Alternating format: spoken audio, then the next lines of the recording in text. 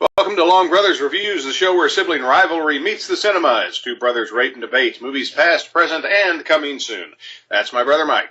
And that's my brother Todd with his light, fluffy hair lighted up underneath the center spot in his office. That's Todd, and today's movie is Hail Caesar, starring Josh Brolin and George Clooney, directed by the Coen Brothers.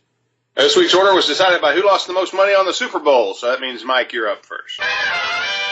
I love the Coens. One of the things that separates them from our other great filmmakers just now, I'm thinking for my favorites, Tarantino and P.T. Anderson, for instance, is their range. Scorsese is great, but outside the idiom of gritty stories about criminals, his inspiration fades a bit. Not the Coens. They'll do a western, a screwball comedy, a period piece, and it all comes in at the highest level of entertainment and quality and even art. These two do exactly what they intend to do, no matter what the form. And Hail Caesar is breezy stuff. It's an inch deep and a mile wide, yet it's still filled with crazy detail that can only come from careful work and a lot of study. Nobody does standalone production numbers like you see in Hail Caesar. And even when they did, they weren't as expansive and fun as what you see here. Finally, the Coens usually have some big idea worked into their pictures. They never bang you over the head with it.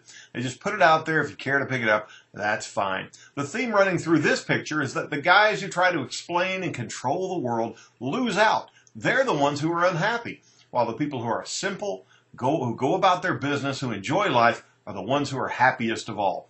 How deliciously ironic to find the latter in this picture, but you have to be a little bit more like the former to find it. The Coens really are the kings right now.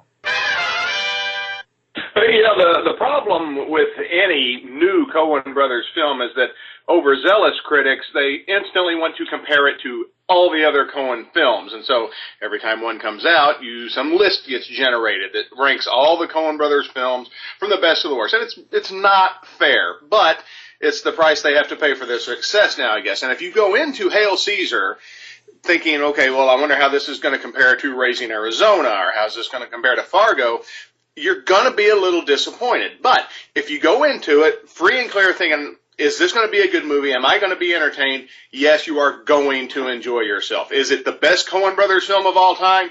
No. But you and I are absolutely in agreement when it comes to the talent of the Coen Brothers and in our verdict that Hail Caesar is a good movie worth seeing. It really is a good movie, and it's sweet, which is something you don't see a lot of in the Coen Brothers pictures. The last time I remember this really sticking with me was Oh Brother, Where Art Thou?, where they were clueless and naive and silly, and you felt good about the whole thing. But here in Hail Caesar, it's right up there in front. This is about people who are almost mugging for the camera in a way, because that's their job in the picture. These are actors, and they're just simple, silly people wanting to do their best. They're almost stereotypes at times. I wish that I could tell you that there's a formula we could explain all this with, but somehow it all works. It all works, taking characters we've seen, situations we know, and they all come out together. I don't want to undersell, though, what may be going on here. When I see a picture like this, and I think, oh, well, that's all there is to it, I'm tempted to think perhaps I'm missing something. And I have to believe that subsequent viewings of Hail Caesar are going to reveal to me things that I didn't catch the first time, especially because the title of the picture is a shorter version of the title of the main picture within a picture, Hail Caesar, A Story of the Christ. And there are a lot of moments in this picture where they talk a little bit about religion, about the formality of organized religion, about the nature of existence and God himself. And these are quick, easy to follow scenes, but at the same time, I feel like there's something there that I won't understand or appreciate till I've seen it a few times. That's one of the things I appreciate about the Coens. You can get it the first time, watch it again, get something else. It gets deeper and deeper as you go. I don't know how they do it, but I'm glad they do. Yeah, this is the very opening scene of this film. It takes place in a church with the Josh Brolin character at confession.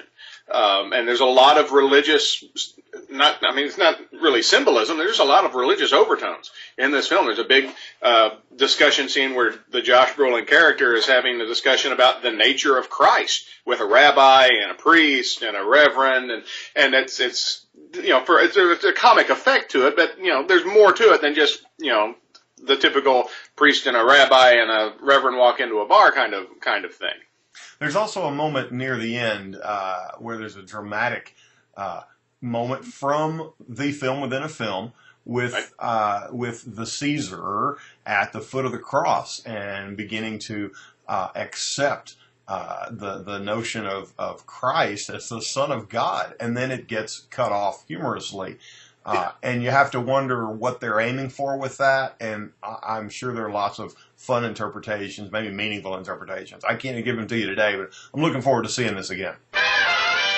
It reminds me a little of Woody Allen, as you mentioned earlier, because Woody Allen makes a certain kind of picture, a certain kind of dialogue as Woody writes. And I feel like the Coens are working that kind of territory now, but with a lot more commercial success, and in their own way. Right, and another thing that I thought about, it's funny you mentioned Woody Allen, because it was something I was thinking about after I saw the film, was there was a time where if you were an up-and-coming actor, you'd been maybe in a couple of works, some people knew your name, but you weren't a big star yet, the phone call you wanted was the phone call from Woody Allen, because now you've arrived and you're going to get to do a Woody Allen film. I think you could kind of say that mantle has been passed to the Coen brothers. I think now that's the call you want. And I think you could almost say that as... now, given Woody Allen's age, and maybe to a lesser extent some of the personal issues that kind of follow him every time a picture comes out, I think you could say that style of picture, I think now that mantle has gone to the Coen brothers as well. Well, let's call that style what it is, grown-up pictures, and there aren't too many people making them these days, and that's too bad for all of us. That's it for this episode of Long Brothers Reviews. Thanks for watching. Check us on Facebook and Twitter, or standing outside your window in the middle of the night to find out more or to ask us about your favorite films. Also recipes. Yeah, so until next time, that's my brother Mike. And that's my brother Todd saying, call it, friendo.